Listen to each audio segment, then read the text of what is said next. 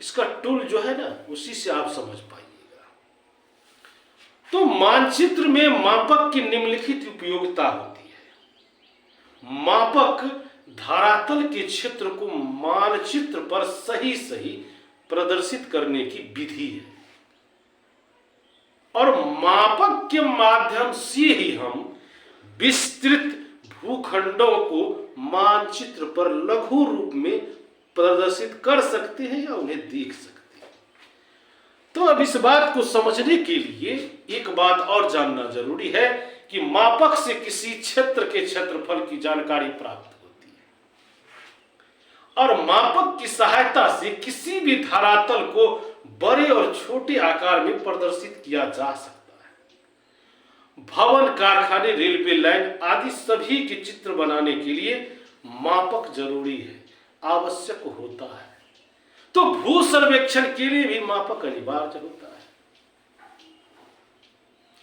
तो सबसे पहले इस बात को समझने के लिए जरा सा एक बार और विस्तार से हमारा बात करें तो मापक प्रदर्शित करने की विधि होती है। तो मानचित्र पर मापक को निम्नलिखित 3 विधियों द्वारा प्रदर्शित किया जाता है। पहला है कथन विधि, दूसरा है प्रदर्शक विधि, और तीसरी है रेखीय मापक विधि। तो कथन विधि क्या है, इसको जरा सा समझिए। इस विधि में मापक को एक कथन द्वारा व्यक्त किया जाता है, जैसे 1 सेंटीमीटर बराबर 5 किलोमीटर या 1 इंच बराबर 18 या 20 मील, जो भी। तो 1 सेंटीमीटर बराबर 5 किलोमीटर का अर्थ है कि यह मानचित्र पर 1 सेंटीमीटर की दूरी धरातल पर 5 किलोमीटर की दूरी को प्रदर्शित करता है। तो इसी प्रकार 1 इंच बराबर 18 मील से अभिप्राय है, इस बात को मानिए। तो मानचित्र पर 1 इंच की दूरी धरातल पर 18 मील की दूरी को बताता है। 2 स्थानों के बीच की दूरी प्रदर्शित करता है तथा इसके भूपृष्ठ उन्हीं स्थानों के बीच की दूरी को दिखाता भी